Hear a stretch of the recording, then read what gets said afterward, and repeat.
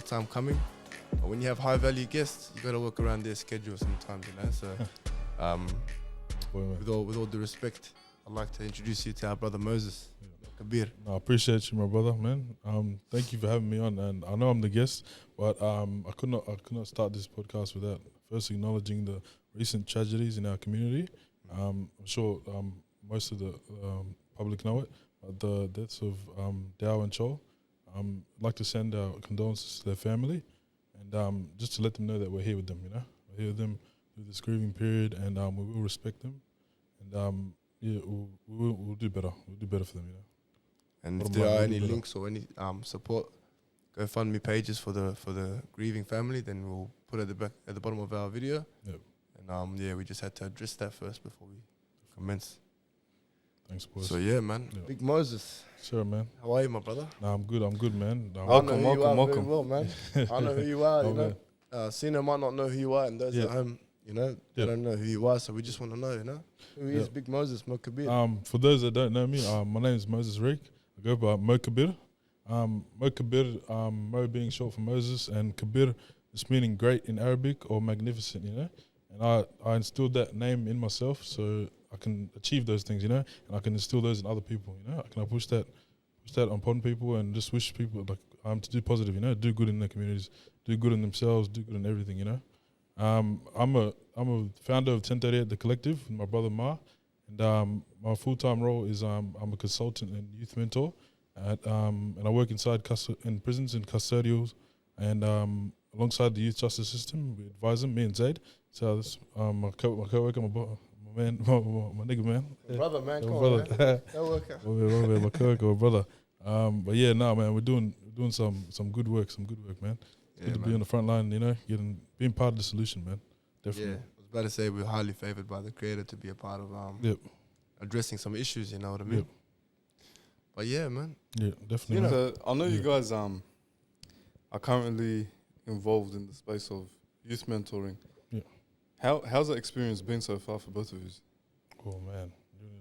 Tell it, man. How's the experience been, man? It's been the best experience of my life. I put it like that, you know. And I know any of the mentors across the board, not just with us, and across any of the other organisations, they can say that youth mentoring truly is a special thing. That thank God that this is one of the solutions that I've come up with, because it's proven and it's effective and it's got results, man. Honestly, that's all. That's the bottom line, really. The boys, we've created a special bond with the boys, the mentees, we say, but we call them our brothers, you know. No, we don't. You know, it's a professional environment, but you know, we get work done. We get the work done. Don't get me wrong, man. But we create that relationship. We create that bond. You know, just wish them to do better and push them along their life. You know.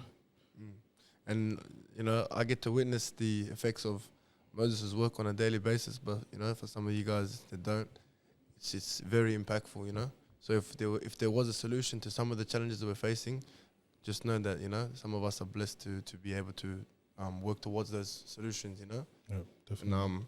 And from my experience, I think it's been like man, nothing that I haven't already said. It's been a blessing, you know. Yeah, definitely. And I think that the unique blend of professionalism, and experience, whatever that looks like, is like it's really changing the game, you know. It's the connections are there.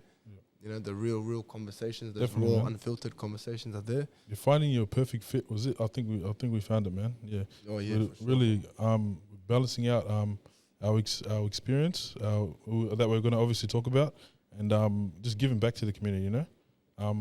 We'll cover it. We'll talk about it. Well, just giving back, man. I think there's been like a major shift in youth work, because as a youth worker myself, I think in the past, like as a youth worker in the past, like for the past 5 years, I think in the last 2 years there's been a massive shift with lived experience mentors and lived experience peer workers.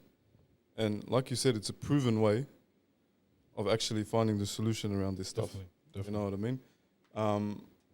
There's one quote that I found, and it's most young people change their lives from being understood and heard rather than somebody trying to correct them, or rather than somebody trying to lecture them.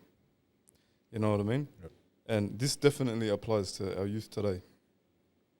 So it's good to like what you guys do, like, you know, I'm giving you guys your flowers, you know, because it's Straight like up, bro.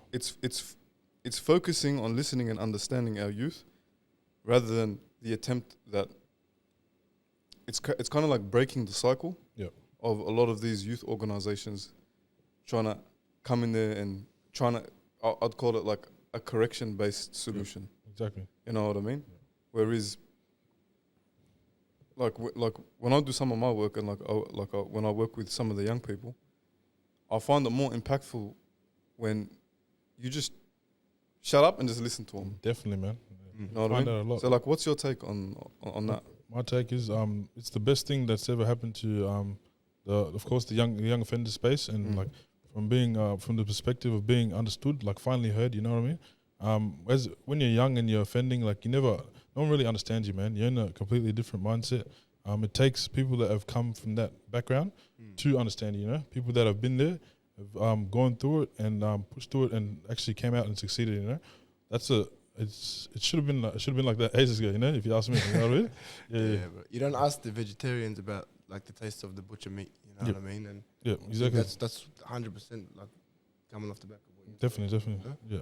And one of my great mentors when I like sort of began my own rehabilitative journey, I asked him like, what's the way to put this into a perspective, and he said it so beautifully. He said, our role is to hold the belief of these boys until they're able to hold it for themselves.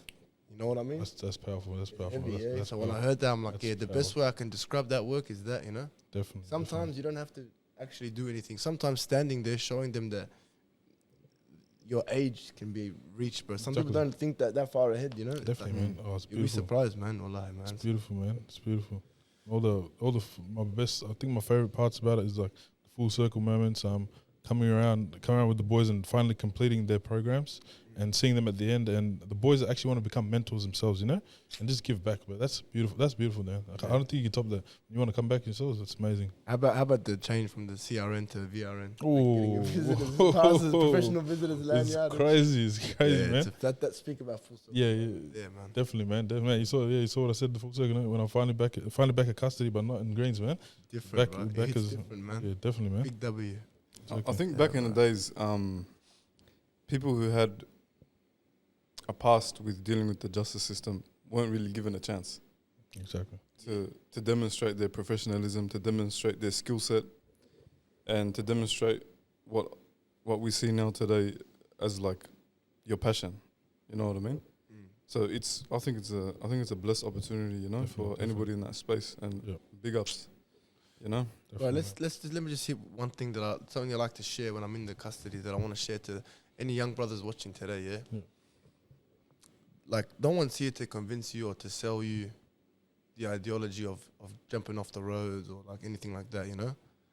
But like, if you just deep it for a second, bro, we have enough black prisoners. Yeah. Definitely, We have man. enough young Definitely. Australian Rates are crazy. people that are in cemeteries, or we have Yeah. that, but we don't have enough young Australian African millionaires or Yeah. high achievers or successes, you know. So if Yeah. we were to look at this as a grand thing, as a solution, how we can all tap in, the greats have to keep being great, you know. We need more of that. Yeah. We can reference that, and you know, Need more boys to come up and play their part, you know.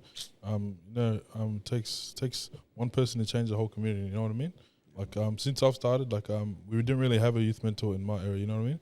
But since I've started, I've got like my friends, old friends, family members hitting me up, asking how they can help, how they can get involved. You know, it's crazy, man. We got people asking me for personal advice, man. It's just blessed, man. It's a wild, blessed man. position. It's crazy. it's just Yeah. that consistency too. Like when I was growing up, I remember like, you know, me and my brother, we had our own time, you know. But like just that consistent reminder. At the time, I remember like, you know, people would try to advise you, and even though it's not landing in that moment, it doesn't mean that it's gone. Definitely. It means that at a time in his life when it's going to be necessary, it's going to hit. And that's what Yeah. used to happen with me. My Exactly. brother. He used to tell me, like, you know, pull up in certain aspects or do certain things, and I'd rebel against Yeah, it. yeah. And later on, I'd be like, fuck, now I know what my brother meant, you know It what I kind mean? of always lives in the back of your head. Like I always say, as I get older, a lot of the things that, like my father told me, he hasn't really received the light until you're in that direct And situation. you're like, Yeah, fuck, yeah, yeah. this Yeah, is you're what like, he oh, meant. this is what he meant, you know? Oh, bro. I understand now. Bro, I understand now. definitely, you know? man, It was onto something, you know? It's just a bit too late, man. yeah. Sometimes it can be far too Far late. too late. Yeah. Far too late, man. Definitely. But for our audience, Moses, can we dive a little bit into your story? Yeah, Like, right, definitely, man. tell us how, like, give our audience an insight and me and Zaid today on Yeah. a bit about your history and a bit about the driving point Okay. for you to get into this space that you're in now. Definitely, man. So I'm a young South Sudanese Australian man. I'm proud to be one. I grew up in Australia. We moved around a lot when I was younger. But I really grew up in Pakenham, man. Pakenham, been there since 2010, I'd say. That's really what formed me and my family. You see it, like, it goes down through my family, through my brothers, through my businesses, through everything, through my work, you know. When I was young, I was a hooper. I was at a very high level. I made it to the NBL Combine, but that was my identity. So I feel like I had that one identity, but I didn't have another one. You know what I mean? So tragically, I had a bad injury, man, like a bad hip injury. That cost me the career. You know what I mean? Yeah. It cost me NBA. Like, you know, everyone says about it. Cost me NBA, man. Cost me NBL at the time, for facts, man. Cost me NBL. But after that, really, you could say it went downhill, but I think I was just lost for a bit. You know what I mean? I just lost for a bit. Ended up hanging with the wrong crowds, doing drugs, offending. All the things you do as a kid, but like on an extreme level, a severe level. You know what I mean? That ended up costing me being in a lot of trouble. You know what I mean? And that also ended in a lengthy sentence in prison, from adults, straight to adults. As soon as I finished school, and 18, I went to prison from 18 to 21, 1822. I got out then. Those I feel were my formative years. But at the time, I felt it was my formative years. But when I got out, I realized, man, I got plenty of years ahead of me. You know what I mean? Yeah. That really did form me, form my thinking, form who I am, form the man I am today. You know. So I wouldn't change a thing. During the time of your offending, yeah, can you take us back to the mindset and the circumstances that led you to the incarceration initially? Yeah. So the mindset and the circumstances. I'd say the mindset. You don't. First of all, I didn't even know what a mindset was. You know what I mean. I didn't even know what it was. You know what I mean. Yeah. So just say going with the crowd, following what's cool, what's popular. You know what I mean. I see my mates getting locked up in and out of youth justice. You know what I mean. And you just see them like having fun. You know what I mean. They're not paying attention in school. And you're at school doing hard work, this, that, when all your boys are outside, out of school, wagging school, district school, you know what I mean? Yeah, so you slowly start to get interested in that, interested in the parties, the late nights, things like that. The circumstances, well, I can't say I had bad circumstances, man. I had a great upbringing, you know, which actually means it could happen to anyone, you know what I mean? Don't necessarily have to have a bad upbringing, but it could happen to anyone, yeah. But, that's it, the mindset, circumstances. What I want to know is, cause like, how do you find the balance of it all? How to balance it? Yeah, like what gives you the drive every day to go out there? You know, sometimes obviously in the line of work you got to carry exactly heavy loads. You know, yeah. So like, what are some tips and tricks you do to just manage? Tips and tricks, man. Definitely tips and tricks, man. Bro, I keep myself motivated, man. First of all, I pray, man. I know we all have, like I said before, we all have different creators, but wouldn't be here without the man above. And I pray to God every day. Pray just helps me, like he's with me all the time, you know what I mean? That's first of all, and just to keep yourself physically healthy, you know what I mean? Like this job, like it can be mentally tolling, but if you keep yourself like physically healthy, I mean that's another key. Those two. Yeah, word, man. I remember when I was younger, like, and I had a really rebellious stage of my life. Yeah. And later on, I always used to like try and figure out what my perception of myself was and the world around me meant to me back then. Yeah. Like it's kind of like a deep insight of like our psychology when we're young and we're like rebellious, within our households, with our parents, with our peers, and just within our everyday lives, So what would you say your perception of yourself and the world around you was like during those times? That's a good question, man. That's a good question. Very important one. I'd say my perception of myself, man. I'd say I just had one perception. I was just a young troubled kid. I had that criminal their criminal mindset. You know what I mean? Mm. I explained it today. I had in one of my sessions with my mentees. It's basically all we see is just this criminal world, and all we can see is the solutions inside the criminal world. We don't have a broad perspective. You know what I mean? We don't look outside. We don't look outside. Facts. We just look inside the criminal world. You know, like you want to make money, you got to hit this lick, sell drugs, this that. You know what I mean? They want no slow money. You know what I mean? No macas, no hard work. You know what I mean? No delayed gratification, like we were talking about earlier today. Instant gratification. Instant gratification. You know what I mean? All that and like we don't really have those skills. You know, to really grasp those concepts at that age. You know, so I think that all plays a part into it. Yeah. Facts. Yeah, but for me, because I was in I tell you, in the very earlier days of my rebellion, you want to call it. So I came out of I had leukemia when I was 12 years old. So I was in hospital, Royal Children's Hospital, you know. And when you're in your deathbed at 12 years old, cause it kind of takes a bit of a spin on you, you know. So then off the back end of that, boom, you know, you find yourself getting angry at the world, not understanding, but you know, profoundly said, as Moses said, the spiritual grounding in whatever that looks like, you know, So Christian, Jewish, Muslim, Buddhist, you know, whatever it looks like to you, as long as you have a connection to a higher power, it changes the whole thing. You're unstoppable, man. You're unstoppable. Yeah, bro, I've seen it, bro, and I've seen it in people that you would never expect it from, you know. Yeah. So That's what people say about me, man. Never expected it, you know.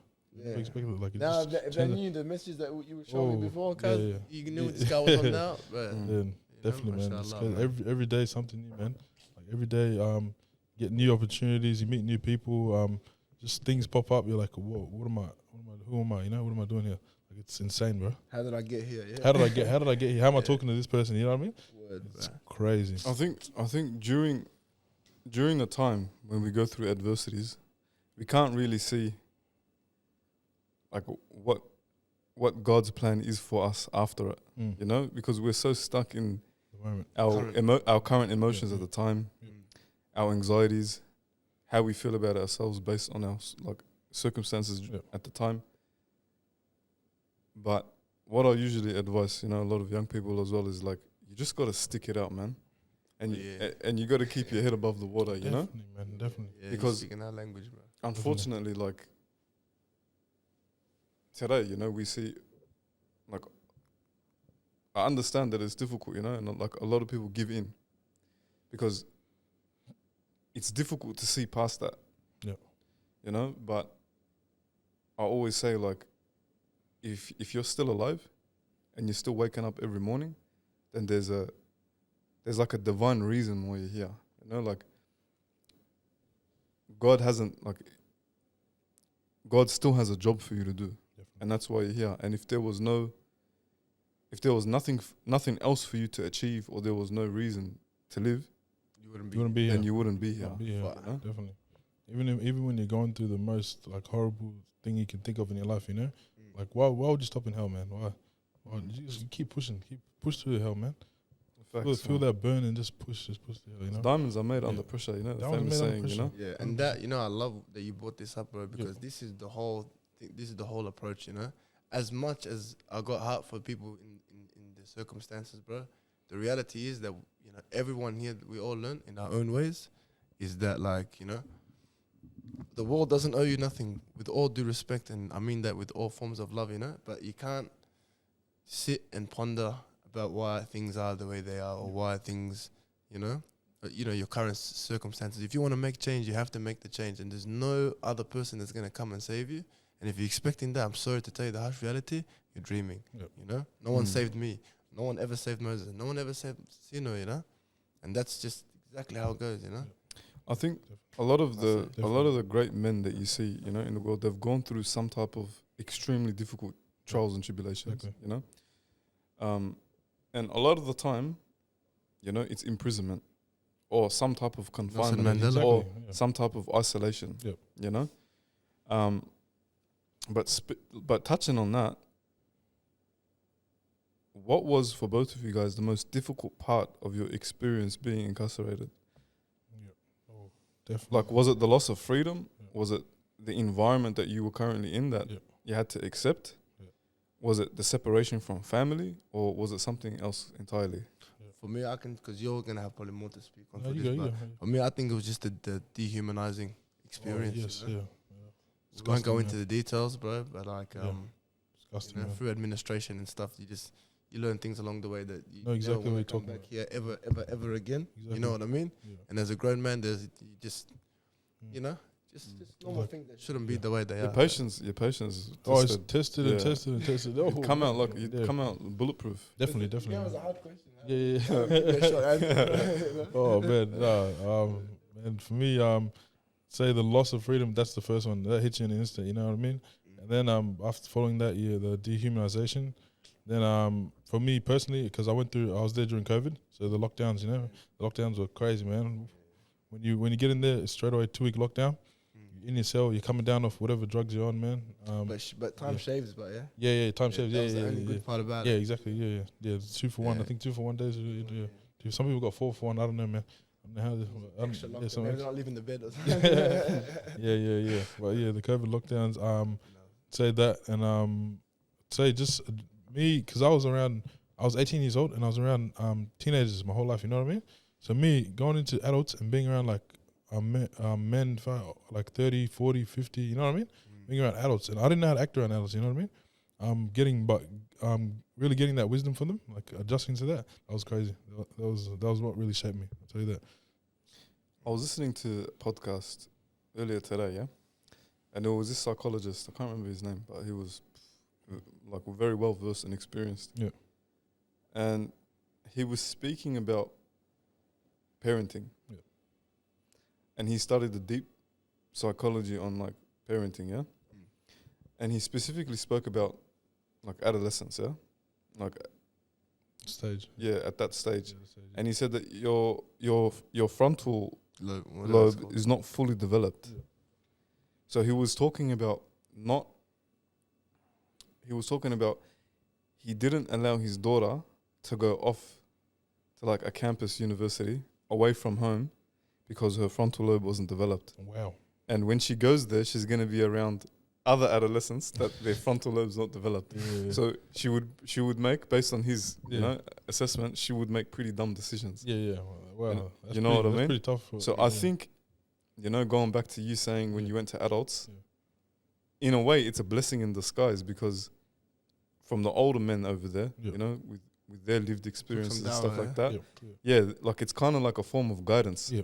And I love things like that because it's like when you feel like you're stuck in a hole or in a place where there's no hope, yeah, like God is still indirectly guiding you, bro. Definitely. You know what I mean? And it's like it's in places that you'd never expect. Yeah. You know, Yeah. You or feel like situations that you'd never imagine yourself to be in. You know? Definitely, man. Have you ever had those moments when you would have had this, or you would have had this when you're in a present moment of something that you might have wished for, or you prayed for, or imagined for yourself, and then you think, fuck, I feel like a flop for ever being ungrateful to God for like complaining about my current, Exactly, man. Sometimes I used to think that, I said like, bro, I'm so blessed now. Yeah. How do I like? Sure. I feel embarrassed, you know what I mean? Yeah. It's crazy, bro. It's like like so- instant maturity. Yeah. bro. Exactly. It's like, bro, shut up. How could you ever Yeah. think that you were gonna be left alone? And Exactly. no guidance, And then these Exactly. things come, you're like, fuck. Yeah, like wow, man. No shit. Yeah. When you look back at all the tough times and the adversity, man, you're like, I needed that, man.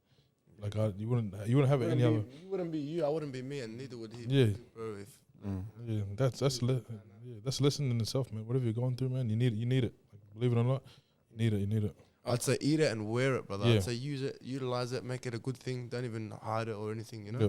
Your worst time in your life could be the best time in your life, bro. And I Definitely. mean that literally. Definitely. Facts. I think, based on my opinion, Yeah. I think we live in a time where we're also like you can chase your desire, like your desires are there at a touch of your fingertips. Definitely. You know what I mean? So we've got this unrealistic expectation of reality that we're meant to be happy all the time. Nah, man. You get what I mean? Nah. So when our generation or the younger generation go through adversity, it's like the end of the world. Do you get what I mean? Because social media, this like instant dopamine hits through like TikTok, Reels, Yeah. short attention spans, all these things, in my opinion, Yeah. have this like makeup of, or this false, like we perceive this false reality for it to be like, we have to be like life's got to be good all the time. All the time. Facts. All the time. But that is the most. Whoa. But that is the most Yeah. unrealistic Yeah. expectation that you can have. Exactly. And what I've also realized is that a lot of our youth and also us, like, you know, we fall into this. We can fall into this like deep anxious state or this deep depression because we may feel like at the time life's not going our way. Mm. And we have this unrealistic expectation that it should always be going our way. Yeah. So like life can be good this year, Yeah. but then next year, boom, a family member could pass away, or a Yeah. tragedy can happen, or you know, different types of adversity can hit us. Yeah. And then it's like you feel like, you know, you look at other people that may be having their turn of a good year, or their turn of being up, or their turn of being successful, and it's like this comparison thing too, you know, Yeah, exactly. like Instagram, It's all in your face. It's all in your face. LinkedIn. Yeah, everything. Facebook. It's all highlights, man. It's all everybody's best bits of their life Exactly. because they're not gonna post their Deep. bad bits. yeah, exactly. They're not gonna post when shit gets tough or shit hits the fan. You know. Definitely. Usually when shit hits the fan, people go zoop. You go They're ghost, man. off. They go Off. ghost because Yeah. they got to heal. I'm guilty They got of to that, deal man. with whatever they're going through. You know. Definitely, man. They Definitely. got to stick through the bullshit. You know. Yeah, yeah. No, Bro, that's definitely. so true. Definitely, you know man. the effects of like. So you're saying social media and like influencers. I watched a video today about rap music. Yeah, take this in. Yeah, Mm. the guy said if you were around someone that was roasting you all day about how broke you were, Yeah. would you stay around that guy? Yeah. Probably not. Oh no. If there was a guy that just kept putting it on you about how he's got way more girls than you do, would you stick around that guy? Probably No. not. But low-key, when we listen to this music, every day we're listening to someone tell us that we ain't shit. And Every there's a standard of life, you know, Every and it's day. money and these cars and all this stuff, and it's every day. Every day. And you finish the song and you play it again, so subconsciously you're just hearing someone Yeah. set the standard of life for you, you know, or what life should be. Exactly. You know what I mean? Yeah, and yeah. like deep down, I'm like, bro, far right, that's probably been me half this time. 'Cause, Definitely, you know, man. Definitely. listening to all That this goes shit. back to what I was saying. That Yeah. but to view these things, they're literally at the touch of a finger. Yeah. Like, you know, we go on YouTube, we chuck on a song. You go on any music platform, you chuck on a song. You watch any movie, it's like boom, it's right there. Netflix, Okay. all this, Mm. and it's all scripted. From the music to the movies, it's all written down somewhere and then rehearsed. There's all big teams And then behind performed. it. Yeah. There's people behind Mm. it. People behind And then the you big got team. young people Yep. who especially don't have like role models, and shout out to you guys, you know, for doing what you do, you know, that are easily misguided to this kind of shit. Exactly. Do you get what I mean? And then that kind of paves the way of what it's like to be a man, or paves the way of what it like. It starts changing and reforming your expectations on what it's like to be a man or what path to lead. You know what I mean? So, in other words, to me, it's just like a poison. Not in all circumstances, but it depends on the individual. You know, like do you know when you say young people, you say how it's a poison? I think it's because they don't have that like intelligence to use it wisely. You know, at the time. You know what I mean?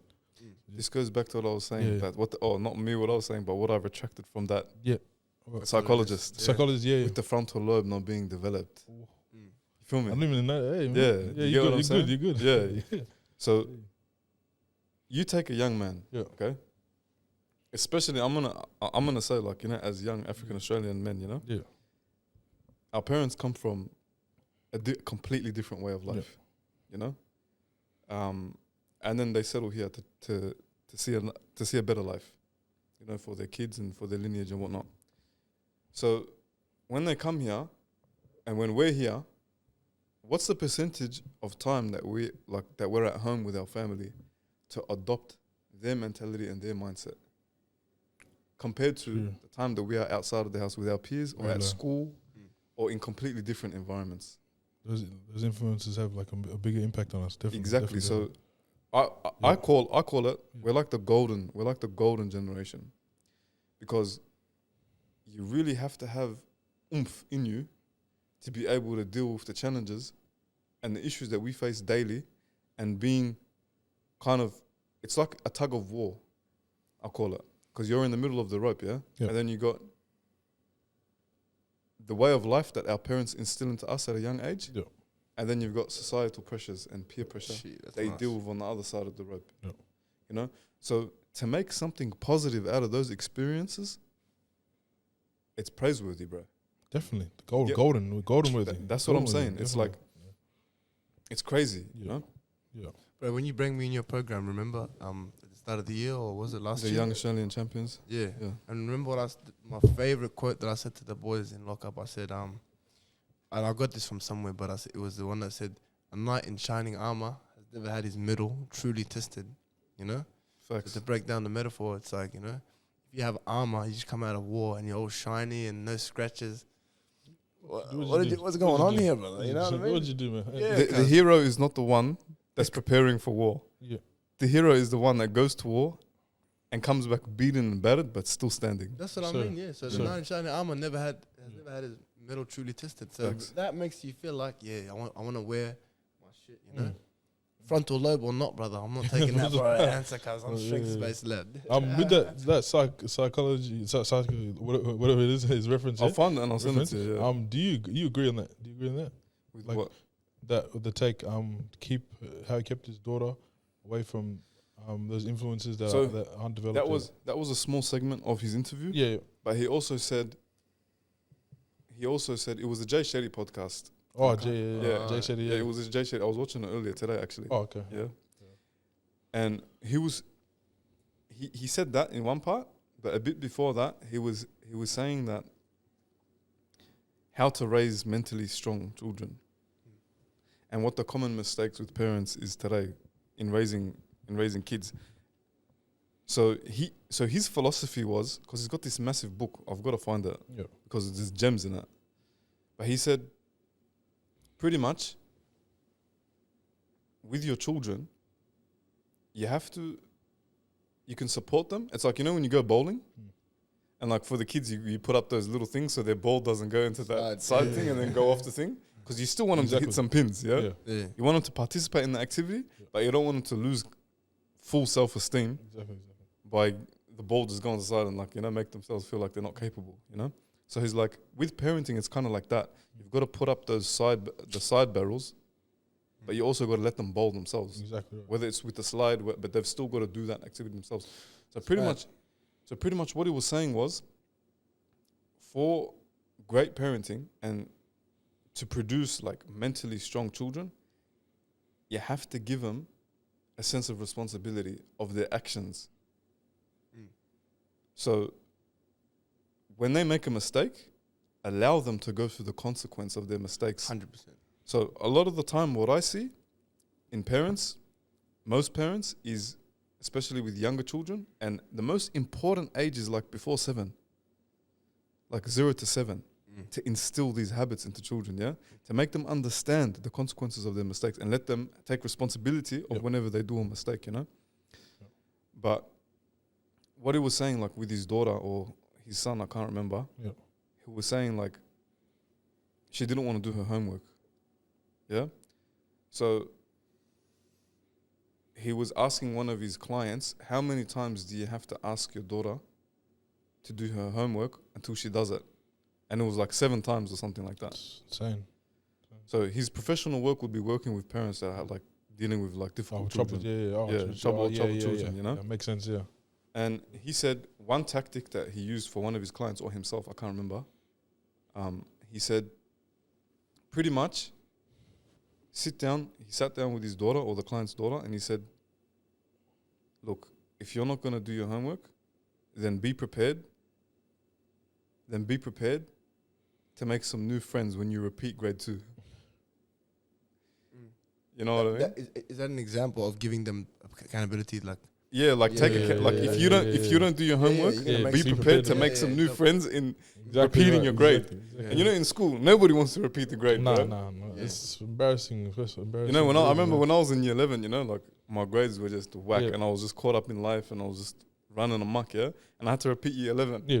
And all like my peers, you know, they moved up to year 12, you know, and they were hanging in the year 12 common room, Exactly, you know. like some little G. Yeah. Some little youngin' and Like- shit. And I was like, I became the youngin', you know. I was like, you know? Through that, it makes the child say, oh, hold on a second. And then after that was said, using that example, the child stormed off and never had to be asked to do their homework again, because they understood, hey, if I don't do my homework, Dope. it's going to take a toll on myself. Good parenting. So that's an example of how to raise mentally strong children, you know, by Okay. letting them go through it. Yeah. Like let them go through the consequences. 100%, bro. Let them go through tragedy. If they get themselves in tragedy, let them go through it. But always be obviously a support, rather than being allowing them to be dependent on you. You know, you don't want your children to be dependent on you all the whole time. And we've seen how that works. Like I remember growing up and seeing, you know, some of the people that I grew up with, like being spoiled, silly. You know, like their parents would buy them everything. That whenever they got in trouble, their parents would get them out of trouble. So they never really were accountable for their actions. They got away with it each time, and that had significant effects of them later on in their adulthood. And they actually struggled with life more. Oh yeah. Than the person that had to go through it themselves. You know. Exactly. Yeah, that's prevalent in today's day and age for any like cohort or group of people. That like the person who has faced adversity growing up. Of course, now when he lives his life, he's gonna be. When he's faced with just challenges of any, like, you know, it's not his first rodeo, so he's alright. As opposed to someone that's been sheltered his whole life, and then trying to, exactly, you know? he's gonna have the skills to adapt to any situation that comes in, anything that comes in. Thanks. We went a bit off topic, but I really want to. all right, bro. That was reminiscent on. No, we learned something. Man. That was good, man. Always like good there's a lot of gems, everyone has different, like ways of learning. Yeah. I can read. And I don't mind reading, especially if it's a topic that I'm deeply interested in. But video form or like podcast form, bro, and just like listening to, it's like now you got like online studies, and it's like you just by yourself on a laptop reading and then answering questions from whatever the assessment is, But it's different when you go to a topic that you're interested in, you sit down in front of a lecturer and you listen to what they say, you know. So some people thrive with learning in that way, and some people thrive with learning another way. For me, it's definitely like. And it's hard. It's a challenge too because we're so used to scrolling everything, small little bits of information about random stuff. Like on TikTok, you could be watching a rap video, and then the next thing you could be a deep religious lecture. It's crazy. And then the next thing would be some lady cooking some random shit in the kitchen. And everything's interesting, but it's like it's no good for your brain because it's not. You're not stuck on one. You're not completing anything. And then when you go in the world, you start going about life like that too. It's hard to complete. You grab something, you pick it up, you try it out, and you put it down 2 minutes later. You know what I mean? But for both of you guys, I wanted to touch base on the transformation, you know? The term rehabilitation, is often used. What did active rehabilitation look like for you guys? Was it education, therapy? Like, what was it to you guys? Active rehabilitation in the period of the transformation, the great transformation. Active rehabilitation inside prison or outside? I'll give you both. Just in general. I'll give you both. Inside prison, active rehabilitation was first of all education. That's very important, man. Number one, education. Access to. Like me, I wanted access to university, but it was very hard during COVID and stuff like that. But we don't get along. We call them with the officers, but we call them screws. You know, we don't get along. If you know, you know. We don't get along with them. But if they're good to us, man, they're good. They do good for us. You know what I mean? You can't. They were good ones. Yeah, they were good ones. They were good ones. Yeah. How do you identify what's a good prison guard or not? Good prison guard. What? Yeah, I know it's a pretty big comment. They're all great people. They're all great. Everything's all good. Everything's all sweet, brother. But it's like in life, it's like everybody has their own measurement of who has good characteristics or not, and who, you know what I mean. So like, I think humanely, bro. Like, just someone looks out for you as a human. Yeah, He's a good human. Definitely. I don't know what the job is or anything. Yeah, you know, just very generically, just if you're a good person, you're a good person. A good person, man. They're not trying too hard to relate to prisoners because they know their professional boundaries. You know, you got to be your prison officer. You don't have to try hard for the prison just to look good. You know what I mean? Not trying too hard, but doing their job well. You know. Also, not dragging your powers. Too. Yeah, not dragging the powers. Yeah, like what's the power trip? Exactly. Yeah. To say the least. Doing some work in prisons, I've seen that the youth services. Yeah. You know, in a lot of the prisons, like have great rapport. And relationships with the prisoners. You know, because they show that they actually care. Definitely. You know. That was a big one. Definitely. Outside active rehabilitation. Because there's levels of rehabilitation, There's there can be rehabilitation inside, and then there can be like the next phase of rehabilitation. Is when you come out, it's like, what do I do now? Which direction do I go now? So I got off mine. Well, I got out on parole, which was Funny enough, not recommended by the boys. Everyone's saying, "Oh, you're gonna mess it up. You know, you're gonna breach this and that." But I finished, bro, man. I finished, bro. You know what I mean? I did Despite what they were saying. yeah, Yeah. despite Even that's though life. Even Yeah. though he said like, I'm finished with bro. That's life. Yeah. That's life, man. You know, you got people doubt you, man. 100%, bro. But I finished it. During that was getting in touch with employees that actually accept offenders. Oh yeah, getting in touch with employees that actually accept people out on parole, out on orders, out on things like that. You know what I mean? Yeah, just a bit closer. Yeah, Like records and stuff. yeah, records. Yeah, exactly. word. Getting in touch. Having a good parole officer. That's a big one, man. I had a really understanding parole officer because I did breach a few times with curfew, drug tests. You know what I mean? Yeah. But yeah, she understood. She's like, if he's out for this X amount of time on parole, if I throw him back into prison right now, I'm gonna just bring him back to square one. You know what I mean? But if I give him another chance and he completes parole, who knows what he can do? Infinite capabilities. You know what I mean? And she took that chance on me, and obviously it paid off. You know, so that's part of the active rehabilitation as well. Facts. Yeah. Yeah, I just attended all my appointments as if they were like legitimate appointments, you know? Like, you know, sometimes you see boys like they try to take the piss or they say like, you know, I don't want to get out on parole. Yeah. I was always that guy, I don't really care what you give me, just let me get out of here. Yeah, exactly. Start the thing rolling, you know? Definitely. And then you have the AD appointments, you know? See your corrections officer once or twice a week. Yeah. But active rehabilitation for me is definitely the spiritual grounding. Yeah. Fix this shit, man. The spiritual grounding, one thing's for sure. Yeah. Health and fitness, but also even understanding that the journey isn't like it's not a one way, like, you know what I mean? It's not a one way chart. A lot of the time, the active rehabilitation can be a bit like that, you know. Yeah. And you have to just be fully accepting of that, which is hard because it's like when you stuff up on the way, you feel like, "Fuck, why am I stuffing up?" You know, you get hard on yourself, but it's all part of the plan, man. You know, stick to it. Make a plan from the beginning. Stick to it. And if you get lost, refer to it. Definitely. It's good you put it out as a wave, man, because it's up and down. No one ever finishes life like that and just goes straight. Like, and if there's some people do, but like, you know, if you do end up in that situation, you just gotta understand. Like you said, you know how you said sometimes life can be up and down. Yeah. It's like the same as that, bro. Active rehabilitation can be the same thing. Definitely, there's good days and there's shit days. You know, that's the reality. You know. Definitely.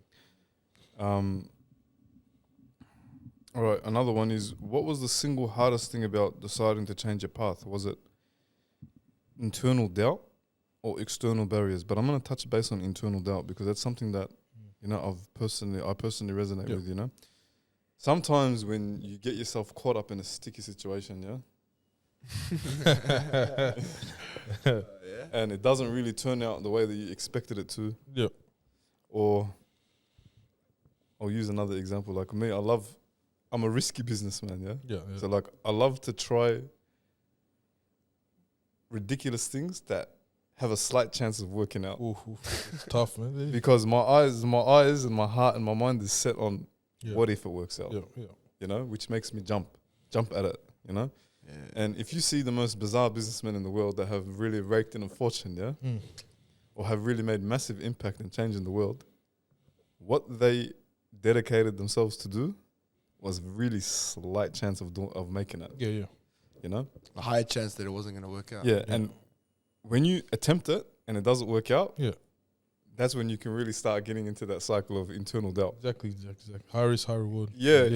But if you try it and then it just fails, it's just like, you know, it's natural. It's pretty much human to be like, damn, you know, damn it. Like, am I good enough? You start looking at it, like you start looking at yourself like, man, am I good enough? Yeah. But you got to understand that's part of the process, you know. Failure is definitely part of the process. And no risk, no reward. 100%. In the context of that, of course, you know. Sometimes you got to fail 99 times for that 100th time to really hit. Pays off, man. Yeah, man. And then it's a lifetime of just, you know, you know. Definitely, man. That internal doubt is a big one, man. Like till today, you get internal doubt, man. But it's just like if you have that, it's the voice inside you that overpowers that internal doubt. You know what I mean? You're good, man. You're always gonna have internal doubt, always, no matter what, man. Every time I go up for a public speaking, a podcast like this, talking everything, you get shivers, you're nervous, you throat feeling, feeling, it's butterflies, Knees are sweaty, there's vomit on his sweater already. Mom's spaghetti. Always, man, always. You're always gonna have that. But if you overpower it, like, man, my big ones with public speaking, bro. I start talking, I start sweating, start choking, my throat closes, you know. It's fun. But then you get past that. and you don't even remember yourself doing that. You don't even remember it. But cuz Wallah is so humble, cuz I've seen him do a panel at the Australian And he Centre. just kills it, yeah? Bro, like, I can yeah, imagine. cuz, that's how we're here now, you know what I mean? But So- you don't see me. You don't see. bro, so internally what you're processing is not It's not. Yeah, It's yeah, not yeah. what's perceived from Yeah, the yeah, outside. yeah, But yeah. I'll tell you one funny story. Yeah, Yeah, there yeah. was this one time. Yeah, like we wrapped up this mad project. Yeah, Yeah. and I had to kind of like present it. Yeah. Yo. And my brother was there. Yeah. Yeah. He was sitting behind me. Yeah. Yeah. And bro, I was sweating my ass off. Yeah. Like, bro, I swear my heart was racing. You Yeah. know, and I was trying to like keep it cool. You know what I'm Yeah. saying? I had like MPs there and shit, and I was Yeah. trying to like really like. Yeah. And my brother's sitting behind me. Yeah. Yeah. And this guy just comes and he's like. Because I had to Yeah. quickly get, you know, when you need to go toilet all Yeah, of a yeah, sudden yeah. too. It starts fighting and shit. So I was nervous as hell, you know, Yeah. like there was like, a few people in the room and Yeah. shit, and I was like, fuck. Yeah. And I've done public speaking before, you know, but Yeah. it was, I was rusty as, you know. Yeah. Because you think, do I sound professional enough? You know, you Exactly, start yeah. getting these little self-doubts, you know. Am I loud? Everything, But my brother, he just comes, like, when I got up to go to the toilet, Yeah. and I came back, Yeah. he goes to me, yo, man. Yeah. I was wearing these grey, like, suit pants, and he's Yeah. like, yo, man, you got some sweat on your ass, bro. No way. And that was like, What? yeah, bro. That's- I checked and there wasn't, you know, Yeah, but I yeah. think it was just playing, or maybe yeah, the yeah. lighting, I don't know what. Damn, bro. That's Yeah. that's insane. So imagine that, bro. Like, Yeah. I got to go up and like, Yeah, think of I that. got to walk up to the podium, you know. So it's like people might get a glimpse of that. That's what's that's what's inside my head. Definitely, you know? definitely. And I was like hyper focused on that. You're gonna And walk I- backwards and shit. I was like walk sideways up to the stage, you know. But you know what goes to show you that Yeah. it's so internal and it's not external. I don't Yeah. even remember that, cuz. Yeah. You know what I mean, bro? Like, I remember that. Yeah. yeah, but vividly, see, bro. and That's that's same for crazy. you. Like you're Yeah. talking about the throat closing, but I Yeah. see you and you smash it. You know. Yeah, it's For crazy, me, man. cuz the thing is, I actually have external thing. Yeah. My first ever panel, bro, Yeah. was a massive one, MCG, cuz. Oh, Off the wow. bat, I didn't get no Wow, like wow. warm ups, you know. Yeah. And when I was holding the mic, this is me, cuz. Yeah. The whole, cuz I can't, but there's 50, That's the 70, worst 80 one, yeah, professionals yeah. in the room, and I'm just like, bro, like, you know, Bro, off do the it. bat, Yeah, like, you yeah. know, straight. Whoa. So I was just like, bro, this is, Yeah. you know. Yeah. It was mad, but yeah, I love it. And like we said this in our last Yeah. conversation about when you have that feeling, you usually better do something good Definitely. You're about to level up. Yeah, you're about to Whenever level up. you get those butterflies, it's like, yeah, I'm about to to level touch up. Yeah, Yeah. yeah. So I chased the butterflies in that context, you know. Yeah. It's like bungee jumping or skydiving, you know? Like Yeah. you get up in there and it's like the time where you're about to jump. You're like, yo, did I make a mistake by coming up here? Yeah. Then as soon as you just stuck it out and you just jump out, Like, it's yeah. like You're fine. you start reaping the rewards of the action, you know? Definitely. Yeah, man. But yeah, what was the single hardest thing about deciding to change? So that comes back to the internal doubt, yeah? Ooh, Because sometimes internal doubt can be the driving force of change. Mm. Sometimes, like you said, when you overpower that internal doubt, Yeah. that's when like it's a massive opportunity for that limitless, change to come. bro. Limitless, man. So, what do you think was the hardest thing about when you consciously Yeah. or subconsciously even, because Yeah. sometimes it happens subconsciously, when you guys decided to like change? Saying with the external barriers, so for example, basically you live your life this whole way and you've got this certain set of people that you care about their opinion so much. You know what I mean? Facts. So once you start stepping out of that zone and their opinion changes on you, you know what I mean? Don't get me wrong, some people will keep the same opinion they're like, you know what I mean? But then there's people's opinions that matter more and like they affect you deeply, you know what I mean? And they add to your internal doubt. So I think that was a big one. Like people like in my circle, like not being in my circle anymore, but having a bad opinion on me, you know what I mean? Yeah, that was boom. But you get over that, man. You get over it, definitely. So like the Yeah. peer, The peer group, the peer group, yeah. Yeah. Definitely. I'd say that, but I'd say because I didn't really like declare it. Yeah. I'd just say it was the loneliness that came off the back. of it. Oh, yes. Yeah, so the loneliness and also the uncertainty of where you're going to, Yeah. like, What's the next step? What's the yeah, next how you gonna destination? provide for yourself? Because Yeah. obviously you've had enough of Yeah. whatever it is. You wanna make a good living, Yeah. like honest living. Yeah. But what does that look like for someone that hasn't looked down the line Exactly. of like how to actually practically make that happen? Yeah. You know, probably those two, that and loneliness. Yeah, I know it's saying so it's like basically you missed your whole up for like say 5 years, you know what I mean? And then you try to be good for 1 year, but you haven't really given it a time to be good, you know? You're given a bad time, In the back 5 years, but you haven't expected a good time, you know what I mean? But So give it at least a good time, at least 5 years, man, and then you can say whatever, you know what I mean? Facts. But I guarantee in those 5 years those changes will be first 1-2 years, man, those changes have been Go on, cuz. insane, bro. The things I've done in like what, say like a year, man. A year since I've decided, you know. Not even a year, probably, because Yeah. you want that hard. Yeah, exactly. Yeah, Shit, you it's pulled crazy, off, man. guys. It's crazy. I think for me, Yeah. when I was making tragic mistakes Yeah. in my life before, it's like you have to, like you said, with time, yeah, you have to allow yourself time to go through Mm. the emotions. Yeah. You know what I mean? Because there's been times where I've made a mistake and I wouldn't give myself any time. I'd want to quickly just get back up. But sometimes that can be more harmful than it does any good, you Yeah. know? No, you killed it, bro. But again, that comes from perception of other people. Yeah. Because you don't want to give off the image that you're healing. Or you don't want to give off that perception that, Yeah. you know, you're taking time to recover or you're taking time to adjust or even mature, Yeah. you know? Or the different cycle of the different level of man that you're coming out of those situations to be, you know? So for me, it's definitely like, again, you know, you've got all these different stigmas and you've got all these different fried opinions on what it's like what it is to actually be a man, you know? And bro, like, we're human beings, bro. Like, God fashioned us in a way where we do have emotions, you know? Exactly. You can go down to the science of this, you can go down to whatever deep study it is of the human being, you know? And we actually have emotions and it's natural to have emotions, you know? Yeah, man. Crying, for example, you know? Like, if you say, Yeah. you know, it's looked at to be weak if you Yeah, cry. yeah.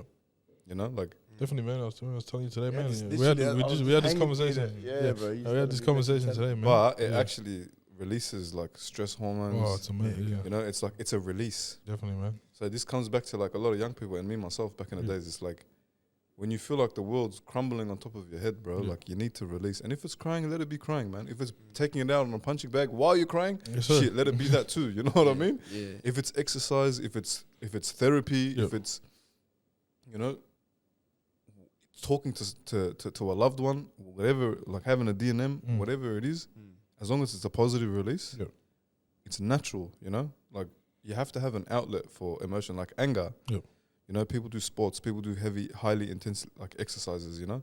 Like, whatever emotion you're feeling, you've got to give yourself an outlet Yeah, and a definitely. positive outlet Yeah, for definitely. it, you know? So we tell him what we're talking about. Yeah. You're talking Bro, about. I was telling him, like, you know, after like constant hearing of, you know, sort of calamities and stuff, you know, I was talking this conversation with Moses and another person too at a different occasion, and I asked him, I was like, bro, do you ever like just like far out, man? Like, what's going on, Yeah, cuz? yeah, You know, yeah. what's, you know? And he just let it out, cuz? He Yeah. goes, yeah, bro. Yeah. He goes, I'll be driving, Yeah. and I'll just be like, for 30 seconds, just whoosh, cuz, Definitely, you know? definitely. And then by the time he gets to that destination, cuz, he's back You're on good. it again. You're back as on if- it. It's- as you're if- good, and man. no one knows a thing, cuz, you know? Good, Yeah. man. So I agree. You don't need to publicly do that Yeah. to show, because I don't think there's a need for you to show that you're going through a certain Exactly. thing. You don't need to put yourself in front of a camera. Yeah. Mm. You No. But at the same time, bro, shit happens. Shit happens, You hear bro. about all these Own it, negative things bro. happening and just Exactly. be like, yeah, sweet, bro. Bro, own it, man. Own Yeah, it. cuz Definitely, wear man. it, you know? And Definitely. then, but then pick yourself back up and then just, Yeah, you know? definitely, man. Definitely. I like how you brought that up anyway, Yeah, man. that was It's a good that's topic. perfect for that was perfect, man. Yeah, We were emotions and talking about it stuff earlier. too, It's man. deep, man. Processing it. Yeah, definitely, man. See, we're trying to change the game, you know, and Yeah. anybody listening, like, whatever you hear today from, you know, these great individuals, you know, hopefully you guys can take some of these lessons and apply it to your everyday life, you know.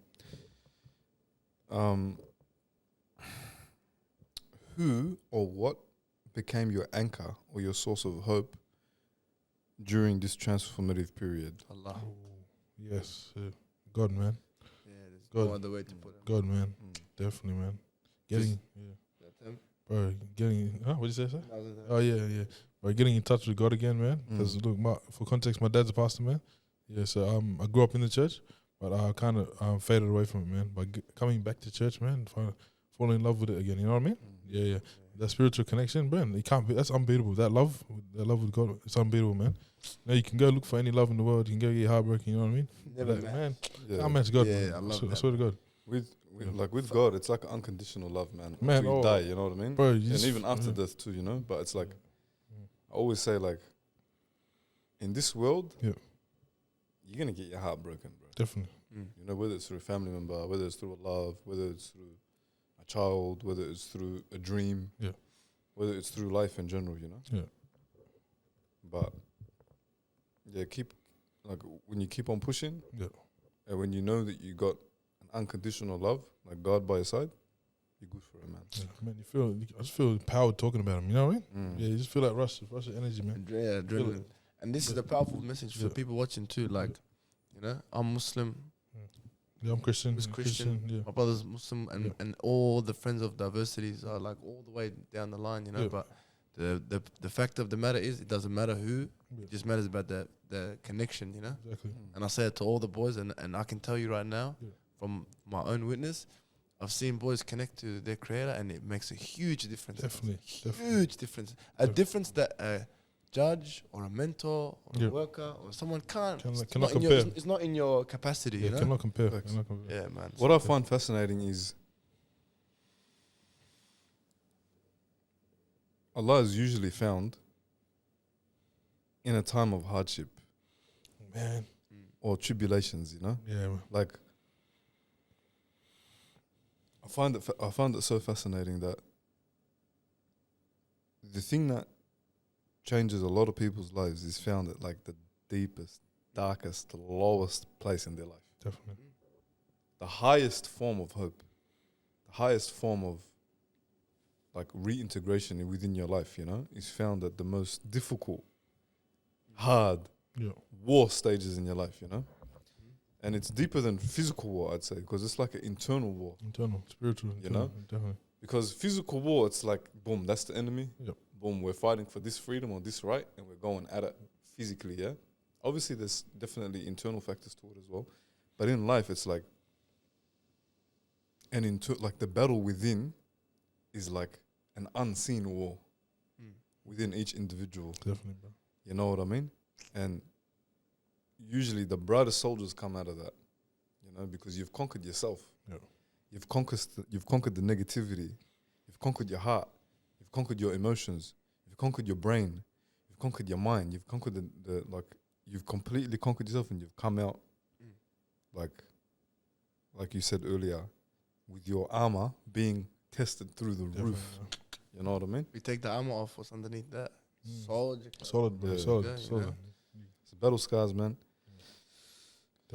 Today was a good episode. I was just gonna say, I'm not gonna wait Oh, for the cameras to bro. turn off. The amount of stuff that we touched on that I wanted to have a conversation, bro, it was Yeah. mad, cuz, you know. That's amazing, bro. I feel like it was proper productive and stuff. And Yeah. back to what Sino said, if anything applies to you, go ahead. And if it doesn't, you know, just leave it. We're just, you know, some young men trying to change the game, you know, for the better. Yeah. So Definitely. we appreciate support, Yeah. this and that, like support and all that. And yeah, what's what we're gonna say, man? I was gonna say, I feel like there's, you know, and you know, I've got a documentary coming out soon. Yeah. And it touches base on the misconception of the glamorized prison life. You know? I see with, you know, like myself and my peers back in the days, like it's a glamorized lifestyle being in and out of prison. You know what I mean? Like you got your stripes for doing your time. You know, you got the respect and you got the honor or whatever. But what's a common misconception that people have about life inside that you guys think it's important to correct? Just to you. There's a few, some serious, some not so. Um, There's a few, some serious and some not so serious. Yeah, definitely, man.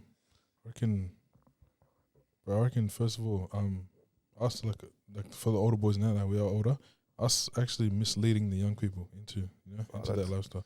That's a big one, man. That's 100%. It's crazy, like, and it's crazy, man. I still see it like with people my peer age, still doing it, like actively doing it, you know. Like Yeah. putting on Putting on youngs, you know, like lame ass niggas. you know, you see the potential, like you ruining their lives, man. You know what I mean? It's crazy, man. With that, I want to touch base on that is because I understand what you're saying. I've experienced it as well, like back in the days. The older person, in some cases, and I think we spoke about this in our Yeah, we podcast with Mo Social. Yeah, we did. Yeah. About the intent behind trying to The put him on. intent, Yeah. like Shout out Most Social, man. Yeah, Most shout, social shout impact. shout out our boy Mo Social. Sometimes when you're within a specific environment, yeah, being one of the older boys or being like a youth, yeah, sometimes the older person as well, because they're also stuck in that environment, may see what they're doing as assistance, or I'm putting him on, or I'm helping him out. Yep. You know what I mean? And their will, maybe it's to them, it's a goodwill. Yep. But maybe because of the circumstances in their environment, they don't really understand the long-term harm that they're actually doing. Yep. You know what I mean? That was another big transformative part of my life too. Definitely. You know, I seen Charleston White, the controversial. Here. Seen him call out young boy for misleading the youth. You know what I mean? No way. Yeah, he called out young boy misleading the youth. Young boy responded by saying, "How am I supposed to lead when I was misled myself?" You know what I mean? That really touched. Like you can see the reel. You search it up on TikTok. But yeah, that response, touched him, and like he said, Charleston White said, "Shut him up straight away." You know? Yeah, because pretty much the misleader has been misled as well. exactly. Yeah, so who are you blaming? You're gonna have to go back to the origin to find out. It comes, yeah. I think, bro, honestly, I think that at the same time, you have a conscience, you know what you're doing at all times, even when you're in an environment where you think that this is favorable to the person. In the back of your mind or in your heart, you still know Definitely. I probably shouldn't be putting him on, or I probably shouldn't be sending him out on this job. You know what I mean? So the reality is, I get the mentality, I get the psychology that you're trying to give him what you have, but nah, man, do better. do better, man. Don't become excuses like that, bro. Nah, Definitely, man. Do better. All right, because we're running on a bit of time, I'm going to wrap it up with my last two questions, yeah? Yeah. When you look at a young person who might be heading down a path you recognize that's negative or that may have long-term harm, what other signs do you see and how do you approach them with the knowledge that you've attained today? Yeah. The signs I see is them changing their peer groups, When I see potential D1 athletes hanging out with the people that have been in trouble, like been getting in trouble, been disengaged, you know what I mean?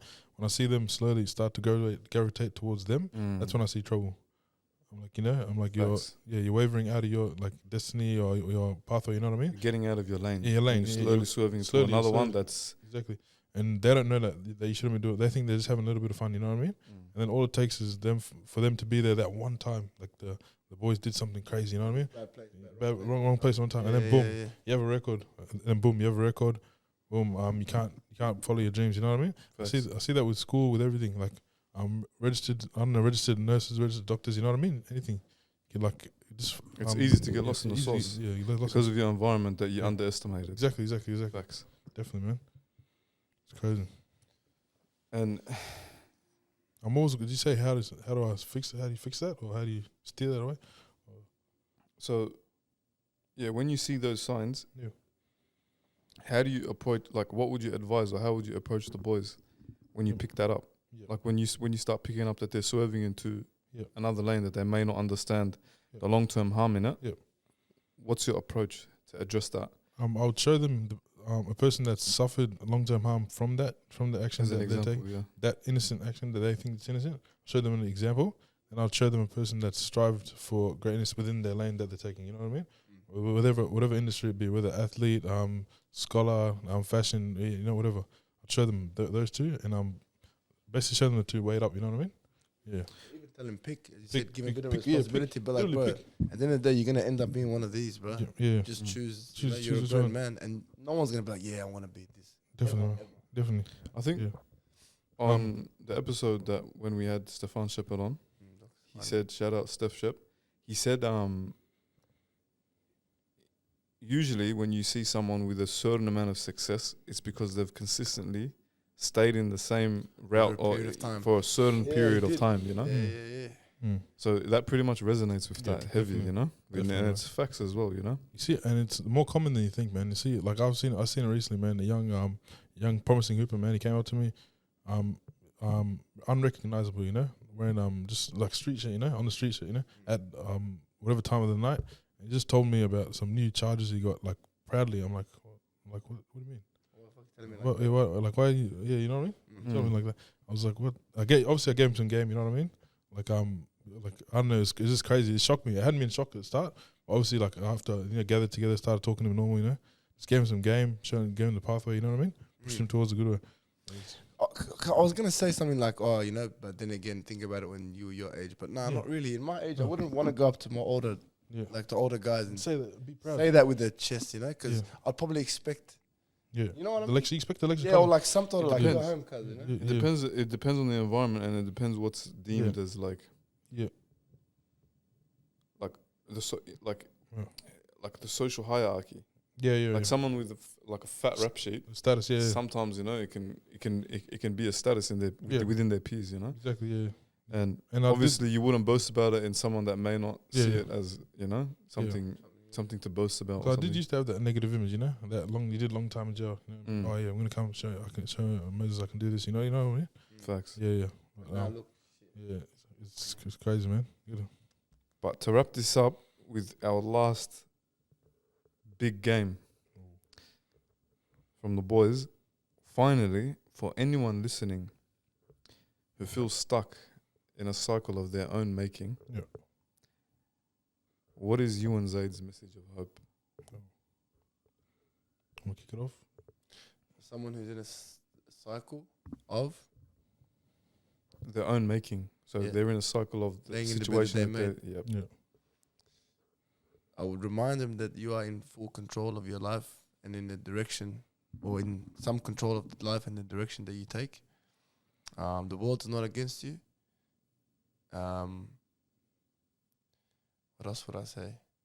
I'm trying to speak to myself. The world's not against you, you know. This is you know, the same way you create this doing that you don't want to be in, the same way you can create a legacy that can go on for long after your time, you know. Mm. And yeah, man, Yeah. I'd say a lot, but I'll leave it at that for now. Definitely. I'd say it to the camera. I'd say but you can do anything. You can get out of anything, man. I myself was at the lowest possible place you can be, mentally, physically, you know, as a human being. I never would have thought I'd be where I am. Never would have thought I'd be where I am right now. You know what I mean? It's got to have that willpower, and you got to have that support system. Change that mindset. Change that victim mindset. You know what I mean? Take full control of your life. You know, just start off by the little things, bit by bit, day by day. You know, Kobe Bryant used to say, "Get 1% better every day." You know what I mean? Long live Kobe Bryant. You know, but just that 1% better every day, man. That will make a huge difference. Definitely. And nothing, turn on your physical health. Yep. And when your physical health gets tired, turn on your mental health. Yep. Start reading or something. And when that gets tired, you just Yep. keep doing that switch. Yep. Bro, cheat code for life. Definitely. You know? What I would say to that is, yeah, for anyone listening who feels stuck in a cycle of their own making, my message of hope would be, you're stuck in a cycle of your own making. Analyze the outcome of it. Like, most of the time you're not in a good place when you put yourself in a situation like that. So if you're a reactive learner, be a reactive learner and understand the outcome of your actions and try something different. Clearly, if that didn't work, try going another route. And if you haven't put yourself in a situation, but like we were speaking about before, you're swerving or you're on the verge, then be a proactive learner. Exactly. And look at someone who's been in that position before. And I think why lived experience mentoring is, you know, such an amazing thing and it's such a massive game changer is because the young people,